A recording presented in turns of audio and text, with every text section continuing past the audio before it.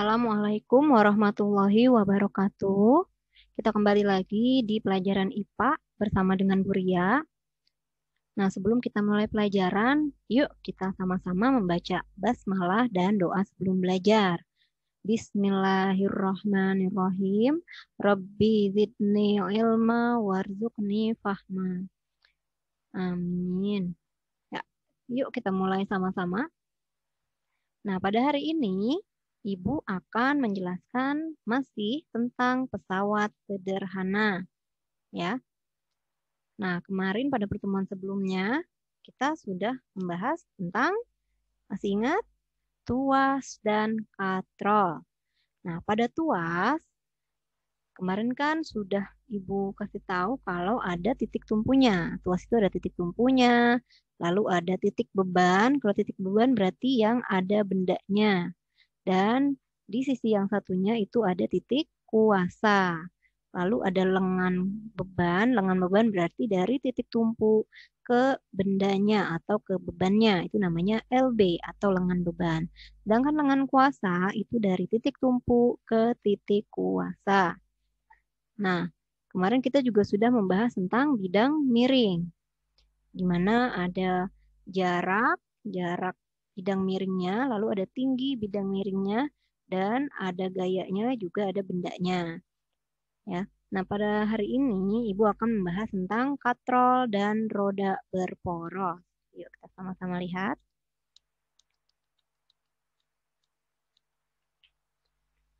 Nah, katrol itu adalah roda yang berputar pada porosnya. Nah, ini seperti ini. Sering lihat ya. Katrol merupakan jenis pengungkit juga. Kenapa? Karena yang namanya pengungkit berarti dia ada titik tumpunya.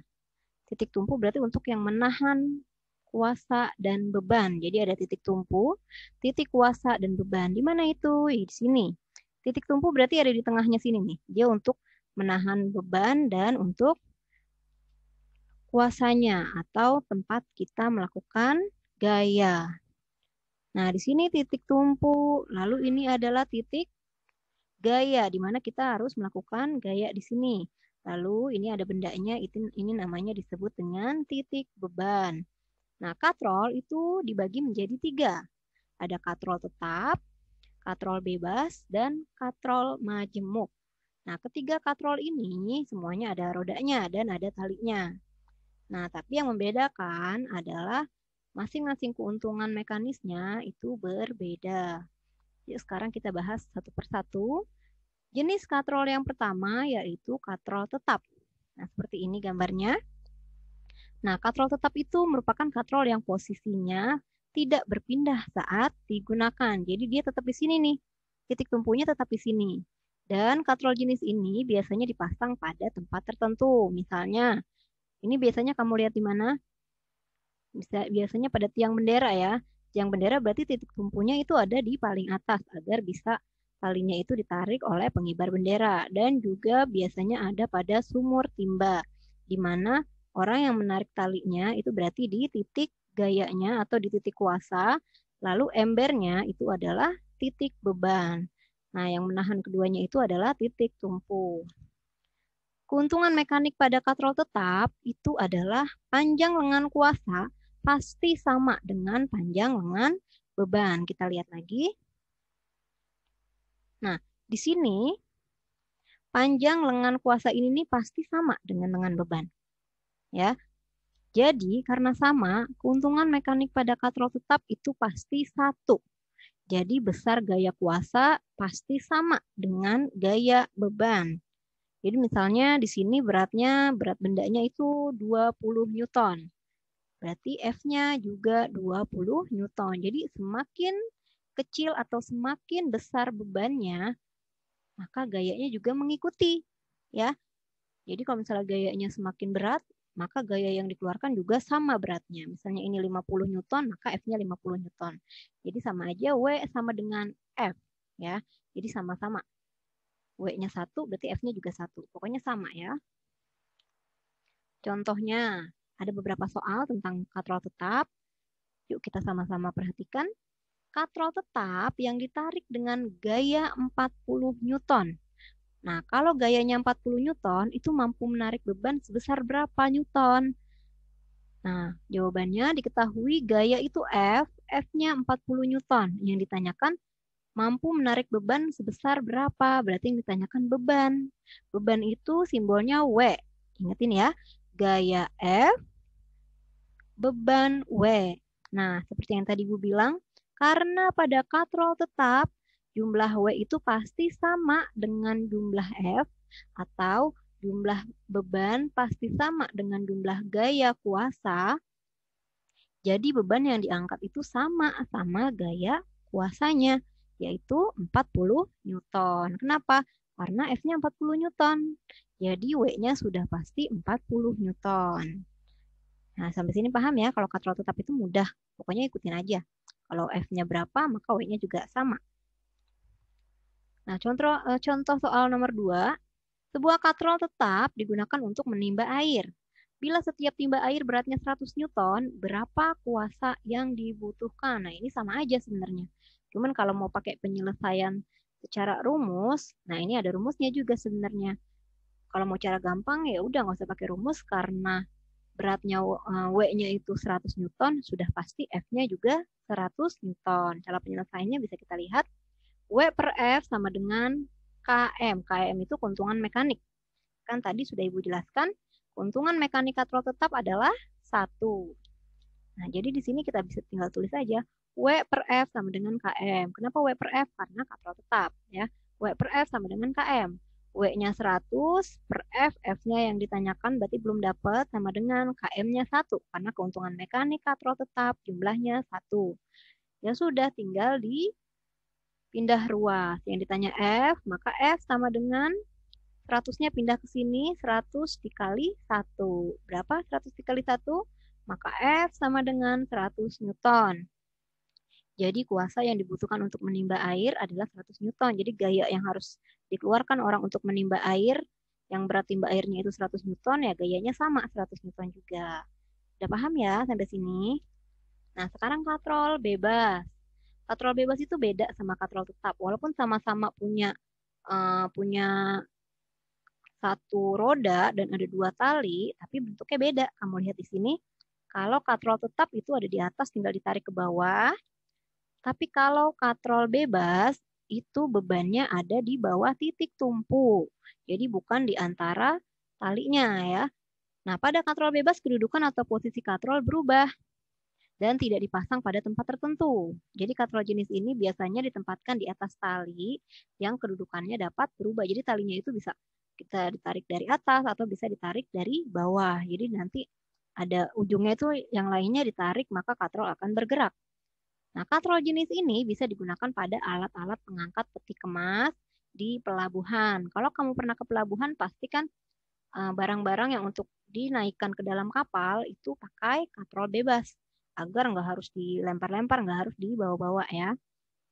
Nah, keuntungan mekanik pada katrol bebas itu panjang lengan kuasa, ini lengan kuasa ya. Lengan kuasa yang ini, panjang lengan kuasa itu sama dengan 2 kali lengan beban. Artinya, keuntungan mekanis pada katrol bebas ini ya, bukan tetap, pada katrol bebas adalah 2. Jadi besar gaya kuasa dengan setengah dari gaya beban. Jadi,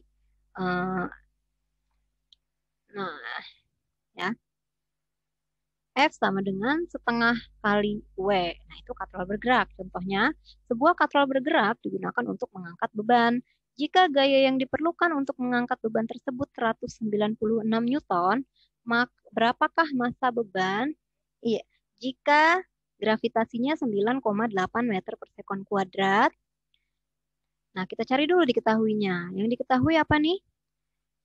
Jika gaya yang diperlukan, gaya itu berarti F. F sama dengan 196 Newton. Nah, ini apa nih G? G itu gaya gravitasi. Gravitasi 9,8 meter per sekon kuadrat. Yang ditanyakan apa? Yang ditanyakan adalah berapakah massa beban. Massa berarti M. Jadi penyelesaiannya, karena ini katrol bergerak, maka keuntungan mekanisnya setengah. F sama dengan setengah dikali W. Ya. Gaya sama dengan setengah dikali W itu beban. Ya. W sama dengan 2 dikali F, atau bisa kita uraikan lagi, W sama dengan 2 kali F. 2-nya dari mana? Dikali silang aja ya. 2 dikali F-nya 196, berarti W-nya sama dengan 392 Newton. Nah, karena yang ditanyakan massa atau M, maka W-nya kita uraikan lagi menjadi rumus. Nah, rumus untuk mencari W atau mencari berat itu adalah massa kali gravitasi. Kan massa yang ditanya, berarti nanti kita pindah ruas saja. W-nya tadi 392 sama dengan M-nya yang dicari dikali G. G-nya 9,8. Ya sudah, tinggal dipindah ruas. Yang ditanya M, maka M-nya pindah ke sini. Jadi 392 dibagi 9,8 hasilnya 40 kg. Kenapa kilogram? Karena yang ditanyakan massa. Massa satuannya kilogram. Jadi massa beban tersebut adalah 40 kg. Nah, sekarang katrol majemuk atau katrol takal namanya ya. Katrol majemuk, yang namanya majemuk berarti banyak. Nah, katrol majemuk merupakan perpaduan dari katrol tetap dan katrol bebas. Kedua katrol ini dihubungkan dengan tali. Nah, jadi perpaduan atau katrol tetap, jadi kan ditariknya dari atas ke bawah ya, seperti katrol tetap tadi. Tapi perpaduan dari katrol bebas juga. Kenapa? Karena ada masing-masing talinya ya. Jadi dia digabungin jadilah katrol majemuk. Pada katrol majemuk, beban dikaitkan pada katrol bebas. Salah satu ujung tali dikaitkan pada penampang katrol tetap. Nah, bedanya di sini kalau katrol majemuk, roda berporosnya banyak ya. Jika ujung tali yang lainnya ditarik, maka beban akan terangkat beserta bergeraknya katrol bebas ke atas. Jadi kalau misalnya ditarik, ini semuanya naik ke atas bersama dengan beban-bebannya. Keuntungan mekanik pada katrol majemuk itu adalah tergantung jumlah tali yang digunakan untuk mengangkat beban. Nah, gimana cara menghitungnya? Berarti ini adalah katrol mekaniknya, kita hitung jumlah talinya. Kecuali tali lengan kuasanya nggak usah dihitung. Jadi yang dihitung ini 1, 2, 3. Berarti keuntungan mekanik pada katrol majemuk ini adalah 3. Artinya keuntungan mekanik itu masih ingat kan? Keuntungan mekanik berarti seberapa besar, seberapa banyak benda itu bisa memudahkan pekerjaan manusia. Berapa kali lebih banyak. Nah, kalau katrol majemuk ini berarti keuntungan mekaniknya 3. 1, 2, 3. Berarti 3 kali lebih menguntungkan atau lebih memudahkan pekerjaan manusia daripada dia harus membawanya sendiri dengan tangan. Itu namanya keuntungan mekanik. Contoh katrol majemuk. Sebuah benda yang beratnya 2000 Newton akan diangkat dengan katrol majemuk. Nah, jika gaya kuasa yang dikerjakan hanya 400 Newton. Nah, misalnya nih, ini beratnya tadi berapa? 2000 Newton. Nah, berat beban ini 2000 Newton. Lalu ini ada gaya yang ditarik, ada orangnya narik lengan kuasa ini dengan gaya 400 Newton. Nah, berapa banyak katrol yang harus digunakan? Nah, berarti yang ditanyakan apa? Jumlah katrolnya atau keuntungan mekaniknya sebenarnya yang ditanya ya. Jumlah ini nih talinya. Nah, diketahui W-nya beratnya itu 2000 Newton, gayanya atau F-nya 400 Newton, yang ditanyakan banyaknya. Banyaknya berarti N ya. Penyelesaiannya N sama dengan W per F. Ya, jadi tinggal dibagi aja. W-nya 2000 dibagi F-nya 400, maka 2000 dibagi 400 yaitu 5. Jadi jumlah katrol yang harus digunakan adalah 5 buah. Jadi sama aja keuntungan mekaniknya juga 5. Nah, sekarang roda berporos atau roda bergandar, ini merupakan roda yang dihubungkan dengan sebuah poros yang dapat berputar bersama-sama. Roda berporos merupakan salah satu jenis pesawat sederhana juga. Ini banyak ditemukan loh pada alat-alat kayak setir mobil, setir kapal, roda sepeda, roda kendaraan bermotor dan gerinda. Nah, jadi yang bisa berputar ya, tapi menggunakan roda. Nah, roda berporos itu kayak yang di motor itu gear ya. Nah, ini kamu pasti pernah lihat kan? Bagian besar di antara kamu pernah ngeliat ini ada roda gear dan ban pada suatu sepeda adalah salah satu contoh pesawat sederhana yang tergolong sebagai roda berporos. Jadi agar bisa bergerak ini rantainya harus ada roda berporosnya. Jadi dia bisa berputar seiring dengan berputarnya rantai ini. Roda gigi ini kan berfungsi sebagai pengatur gerak roda.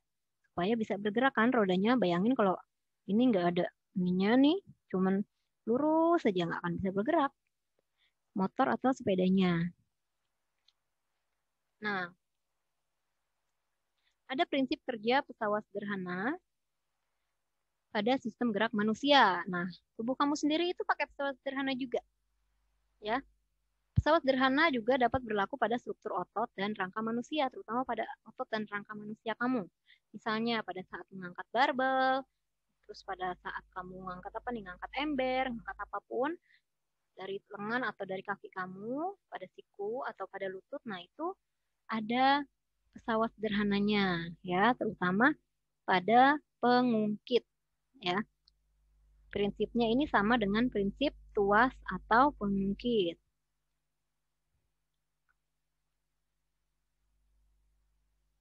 Nah,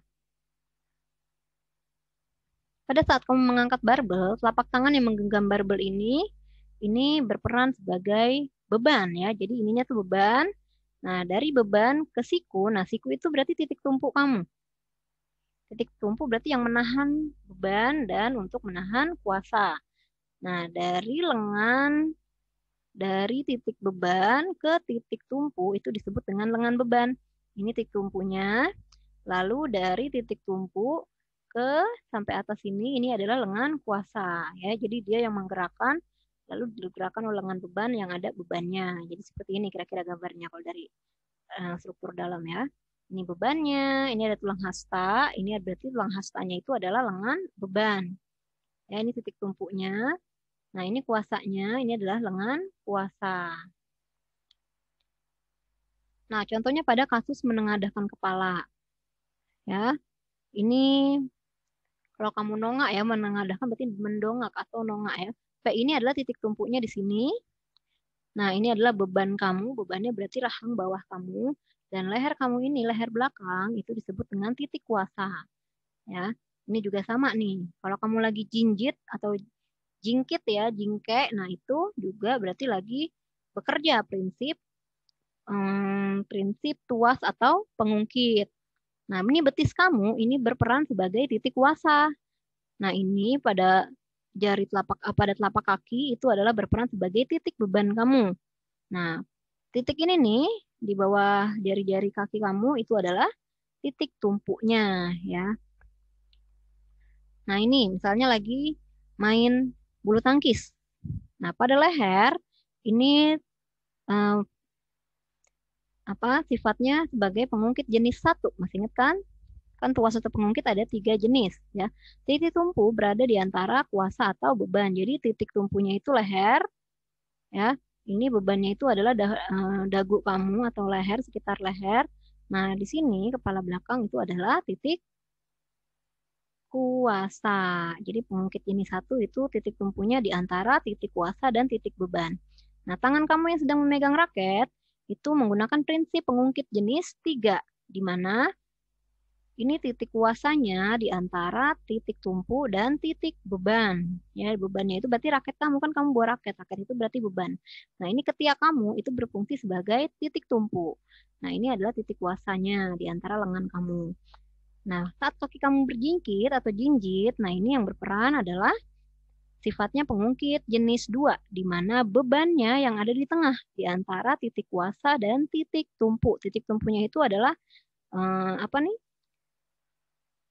Telapak kaki kamu, ya, telapak kaki depan. Nah, bebannya itu telapak kaki tengah dan titik kuasanya adalah tumit kamu, ya. Jadi ini yang berperan sebagai pengungkit jenis 2. Nah, cukup sekian materi dari Ibu hari ini tentang pesawat sederhana. Untuk tugas dan juga sesi tanya jawab akan Ibu bahas, akan Ibu jelaskan di grup WA IPA. Jadi tetap stay tune, ya, tetap pantengin grup WA-nya. Cukup sekian dari Ibu, semoga pelajaran hari ini bermanfaat.